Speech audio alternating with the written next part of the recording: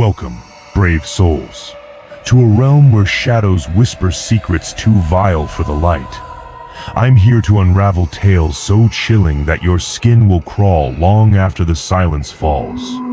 Help me reach my first 1,000 subscribers, hit that button now, and together, let's unearth the horrors awaiting us tonight.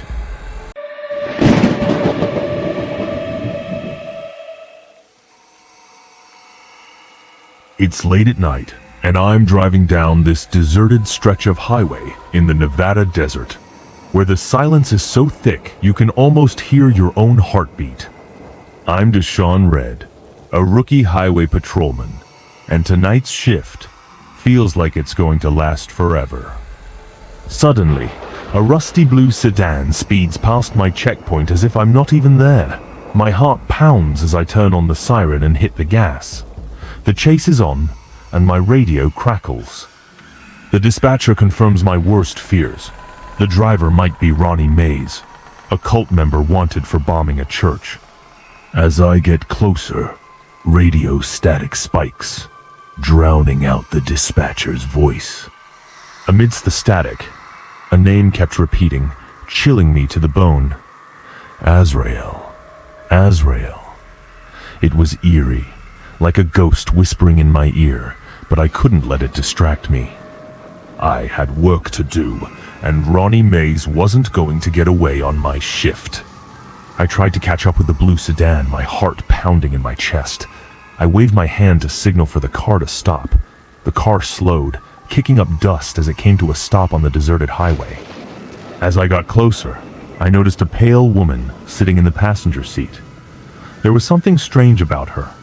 Her eyes seemed blank, almost as if she wasn't really there.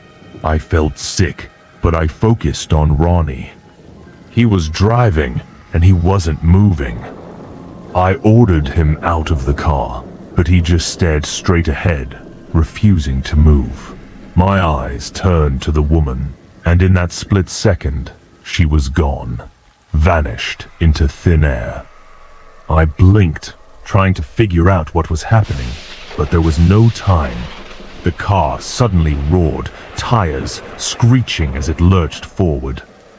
I reacted instinctively, lunging for the side of the car. My fingers gripped the door handle. I got in and began accelerating down the highway to continue the chase. That's when I saw them strange symbols etched into the back window.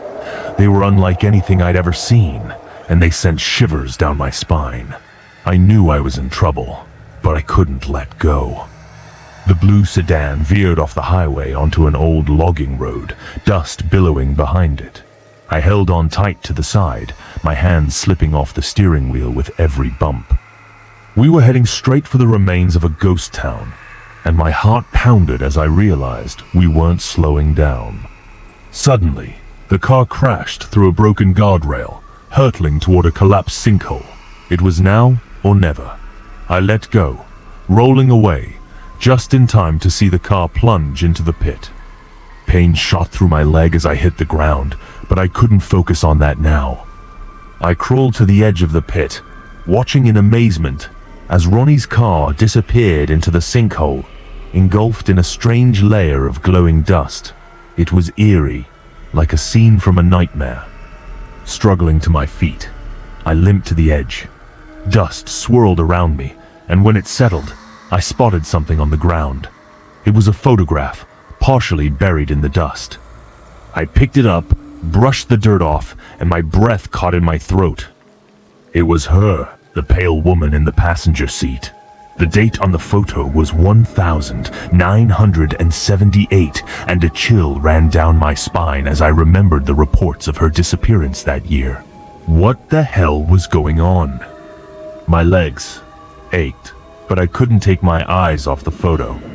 The mystery had just deepened, and I was determined to find out the truth, no matter the cost. Months had passed since that night, and I was finally back on duty after recovering from my injuries.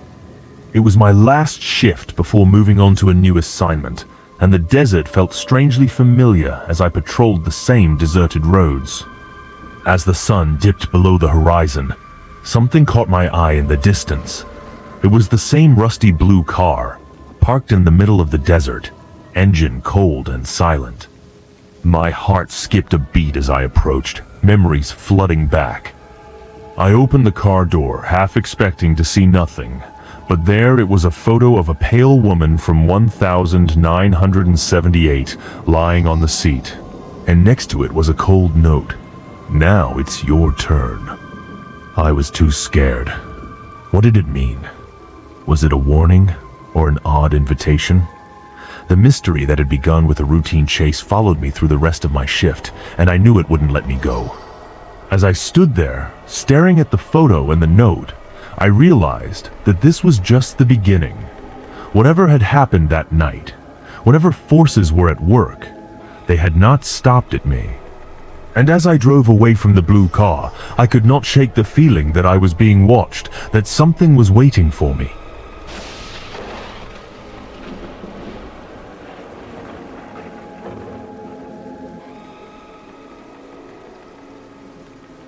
I needed this. A break from the chaos of life, from the echoing silence of the empty house. So I loaded my camera gear into the SUV and drove into the remote pine forest, guided by a tattered map I'd stumbled across in a book at a thrift store. It was a long drive, winding down narrower roads. I finally stopped near a mossy ravine, the only sound breaking the eerie silence. It was beautiful, pristine, like stepping into another world. I set up camp, pitched my tent, and spread out my sleeping bag. As I worked, I noticed something strange. There were no animal sounds, no bird song, no rustling in the bushes, just the gentle trickle of the stream. That night, after a simple meal, I lay on my back and stared at the stars. The sky was breathtaking, a painting of sparkling light. But then, something caught my eye, a nearby tree, its bark carved with strange symbols. At first, they looked like graffiti, but there was something about them that struck me as strange. I brushed it off, chalking it up to my imagination. As I was about to fall asleep, I noticed something else hanging from a branch. It was a leather cord with a woven pendant. It was strange, but what struck me was how warm it felt to the touch, even as the night air grew chilly. I tucked it into my pocket, a little mystery to ponder later. Lying in the tent, I couldn't shake the feeling that I was truly alone here. But being alone was what I needed, wasn't it? To find my peace, my creativity. Yet as I drifted off to sleep, I couldn't help but wonder, what secrets did this silent forest hold? I woke in the middle of the night, my heart pounding. At first, I thought it was just a dream, but then I heard it, a soft, rhythmic hum. It was like chanting, distant, but echoing through the trees surrounding my camp. I was terrified. What could it be? I picked up my phone, groping in the dark to record the sound. But no matter how many times I tried, the screen remained black, the device dead in my hand. Frustrated, I tossed it aside and listened harder. The chanting seemed to be getting closer, weaving around me in a strange dance.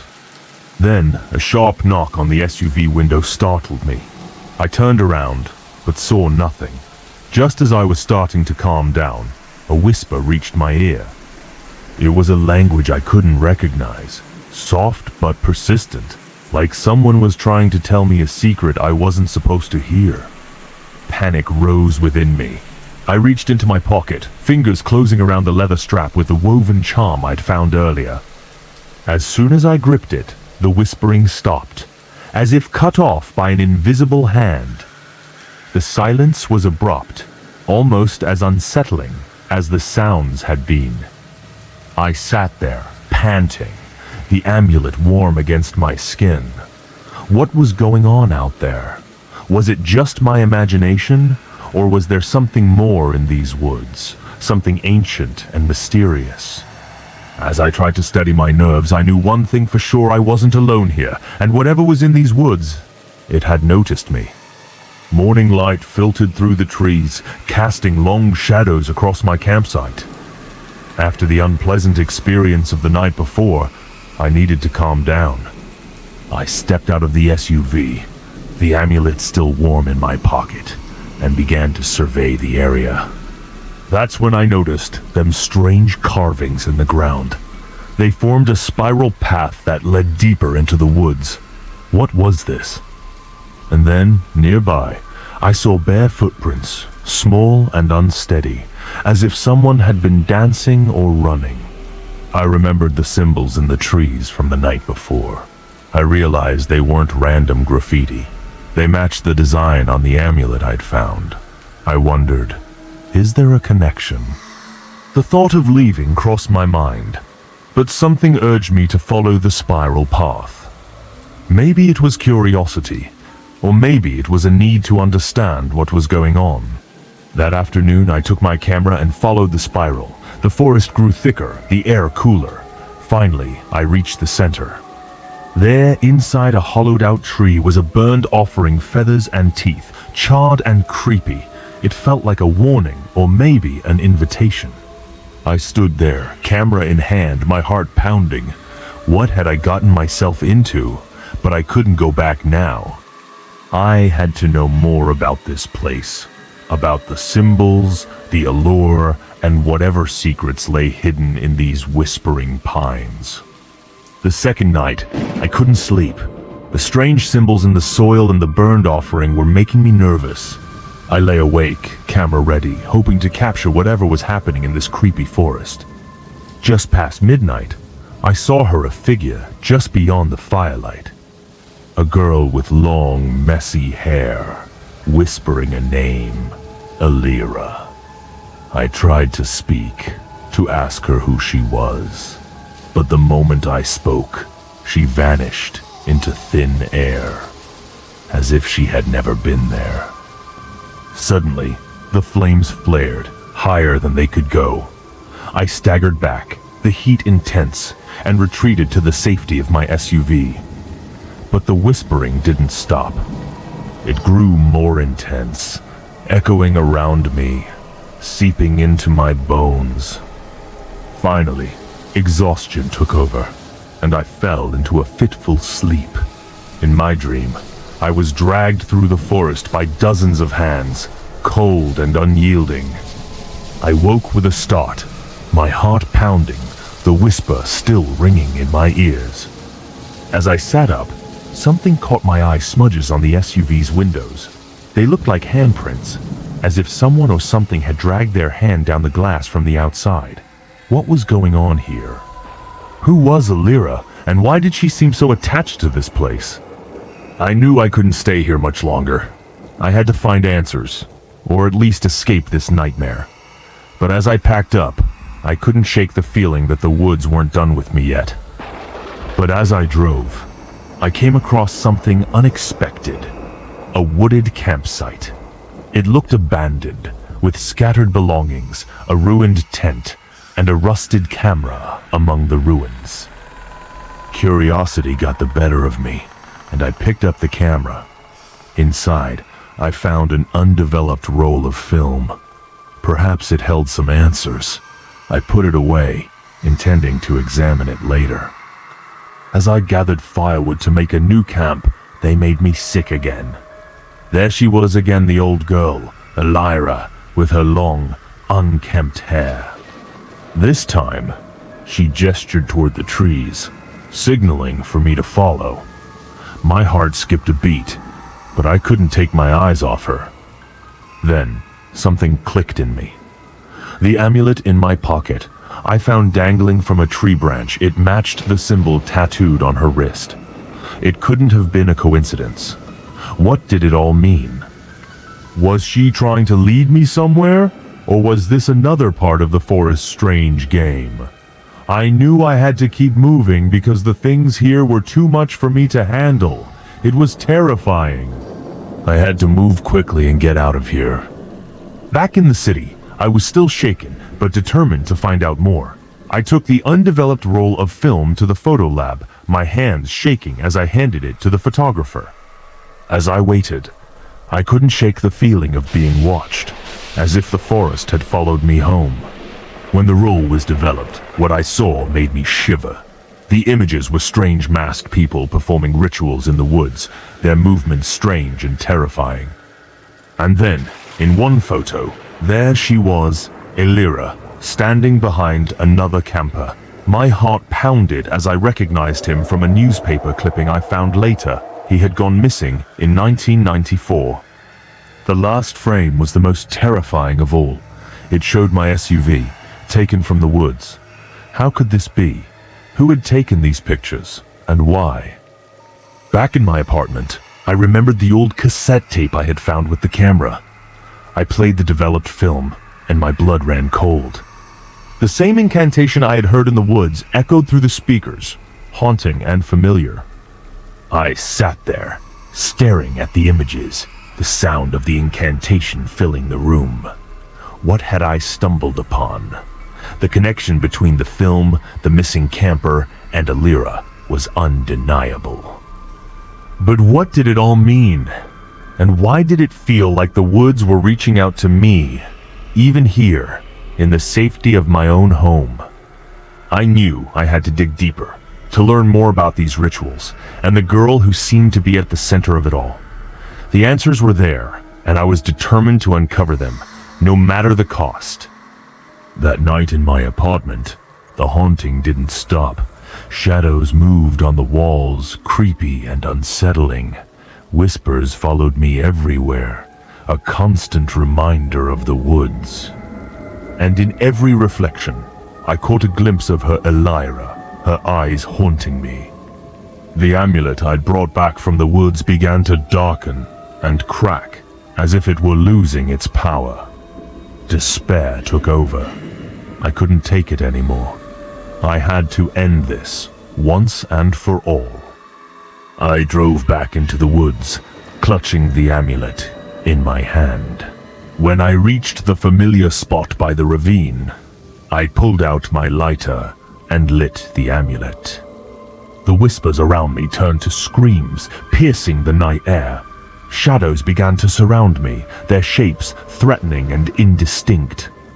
With a final desperate throw, I threw the burning amulet into the ravine.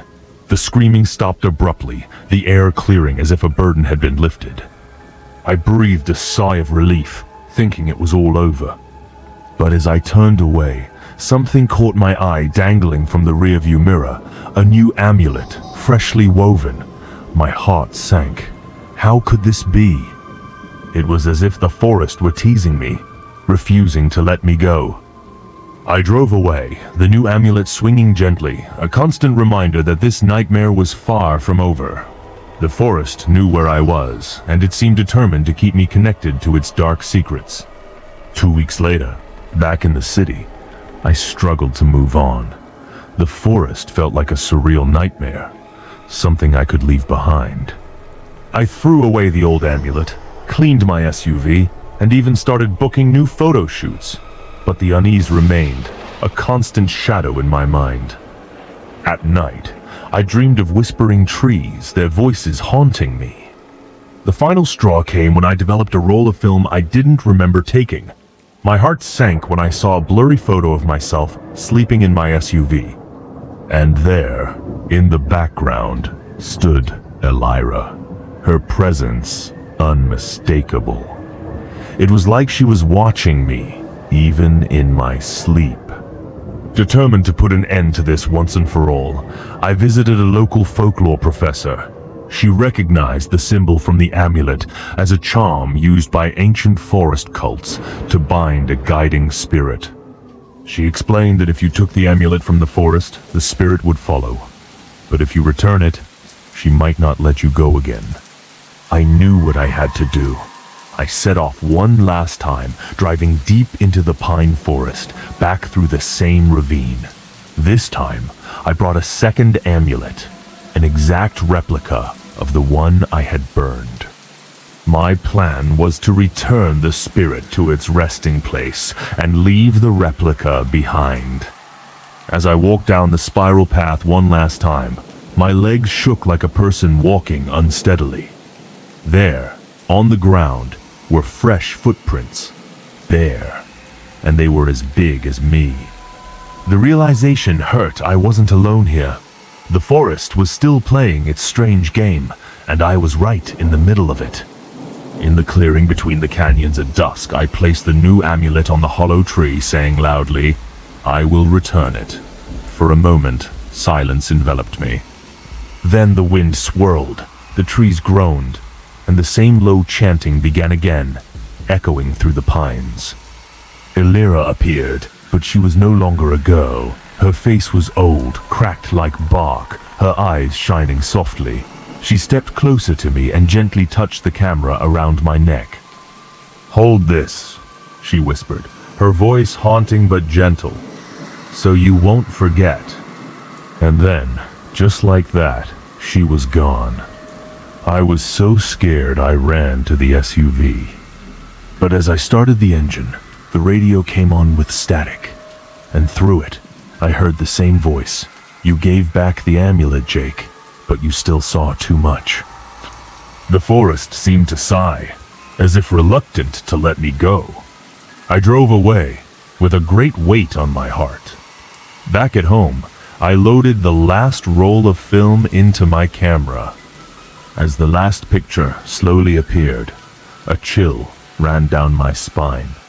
It showed me in the ravine, standing at the base of a tree. Only, I wasn't alone. My eyes were empty, lifeless. And there, resting on my shoulder, was Elira's hand.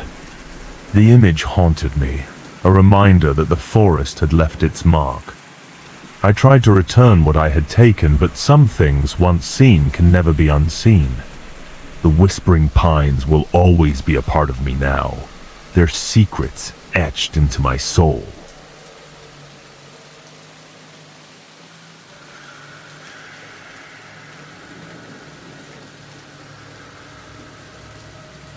It was just after midnight, and I was driving around the quiet, rural suburbs of Salt Lake City. My name was Logan, a chauffeur with a passion for paranormal photography. I had done little driving tonight, so when a request for a ride from the airport came, I was quick to oblige. My passenger, a well-dressed white man named Mr. Everett, slid into the back seat. He sat strangely still, not exchanging a word or even a glance during the entire ride. Just the sound of the engine and the occasional flicker of a streetlight. I followed the GPS to an undeveloped housing estate surrounded by open desert and unfinished roads. It was strange to be dropping someone off at this hour, but Mr. Everett didn't seem to mind. When he stepped out, a blast of cold air rushed through the car, the air chilling even though the air conditioning was off. He disappeared into the darkness, and I was left alone with my thoughts. That's when things started to get weird. My dashcam was malfunctioning, the screen was grainy, and there was static on the radio. I dismissed it as a technical glitch and drove away, eager to get back to civilization. But as I drove, I couldn't shake the feeling that something was wrong. The air was cold, the passengers were silent, the electronics were malfunctioning like the beginning of one of those ghost stories. On the way back from dropping Everett off, I was driving on empty highways surrounded by desert bushes. I felt lonely and isolated the entire way. But then, suddenly, I saw a matte black SUV in my rear view mirror. It was following me, keeping a steady distance. I tried to get away from it, accelerating to pass. But the SUV blocked me not once, but twice. It was like it was playing a game, mimicking my every move. When I stopped, it stopped too. It was strange how it mirrored me so perfectly, but when I backed up, the SUV just lay there, motionless, like a predator waiting for the right moment to strike. Suddenly, it sped off into the night, leaving me in a cloud of dust. I breathed a sigh of relief, thinking it was over. But then, miles away, there it was again, waiting for me. It was like it was toying with me, and I couldn't shake the feeling that this wasn't just a random encounter. What was even stranger was that the SUV had no license plate, and as it got closer, I heard a low hum coming from it, like a tuning fork. It was unsettling, and I couldn't help but wonder if this had something to do with the strange passenger I'd just dropped off. Whatever was happening, I knew one thing for sure. I needed to get out of here, and fast. I was driving in the middle of nowhere, surrounded by nothing but darkness. The strange feeling from the SUV still haunted me, and I needed to let someone know where I was. I pulled out my phone and tried to share my location via a ride-sharing app, but the screen froze and went black. My GPS started working again, repeating the reroute in a distorted, almost mocking voice. I tried calling for help, but all I got was static. It was like the world was closing in on me, cutting off all my lifelines. Then, out of the corner of my eye, I saw it again, the matte black SUV. It was parked near a curve sign that I swear wasn't there before. The sign was a sign, a warning that I had stumbled into something I couldn't get out of. As I sat there, trying to make sense of it all, I noticed a flashing red light on a nearby utility pole. It was blinking, and strangely enough, it seemed to sync with my heartbeat. Thump, thump, blink, blink. It was unsettling, like the universe itself was playing some weird game with me. I needed to get out of here, but with no signal, no lights, and that damn SUV lurking, I felt more trapped than ever. Whatever was going on, it was clear that I was in trouble. I came to a fork in the road, one paved and familiar, the other unmarked and dusty. Wanting to get away from the SUV, I decided to take the less traveled road, hoping it would throw them off course. As I drove deeper into the unknown, my surroundings began to become surreal. Shapes in the desert seemed to shift and move, casting strange shadows.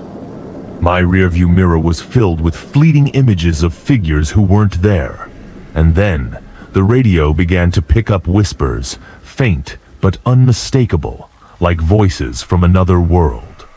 Just when I thought I might have lost them, I breathed a sigh of relief, but it was short-lived. Suddenly, it reappeared right behind me, closer than ever. It was like it was toying with me, toying with my anxiety. I glanced into the rearview mirror, and my blood ran cold. Instead of a single driver, I saw multiple faces in the SUV, all smiling at me with chilling familiarity. It was as if they were mocking me, relishing my fear. I needed to find a way out of this nightmare. But with each mile, the road seemed to twist further into the unknown, and the SUV kept pace, relentless and creepy. I yelled into the parking lot of a deserted 24-hour roadside diner called The Oasis. The place was eerily deserted, with only a sleepy waitress and a flickering jukebox for company. I rushed inside, desperate for someone who could help me make sense of this nightmare. I tried to explain what had happened, the strange passenger, the restless SUV, the surreal shapes in the desert. But the waitress just looked at me with tired eyes and said, "They've been doing this for years," like she'd seen it all before, and my story was just another chapter in a long book. As I stood there, trying to make sense of what she was saying, I caught a glimpse through the dusty window. The SUV slowly rolled away, and for the first time, I got a clear look at the driver. It was Mr. Everett, the pale, silent passenger I dropped off earlier. He was smiling at me, a cold, creepy smile, before the SUV disappeared into the night. My heart raced as I turned back to the waitress, hoping for some kind of explanation.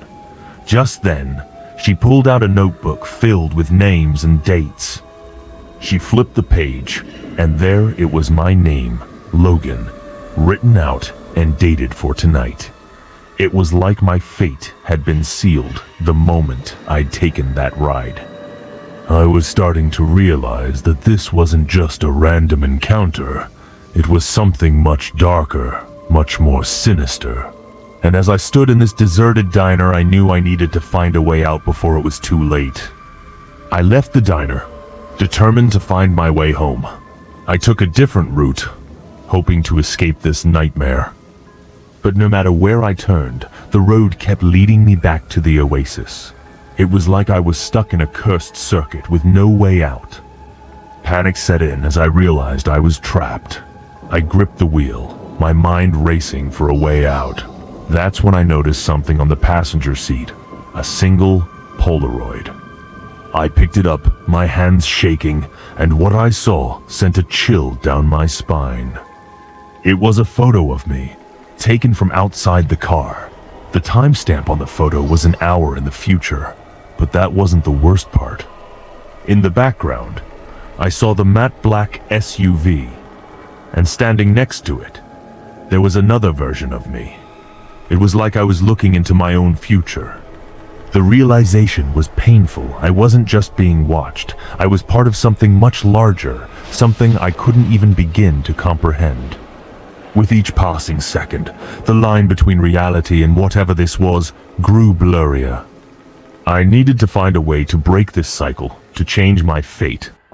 But as I looked back at the photo, the smiling faces from the SUV flashed through my mind, and I wondered if it was too late,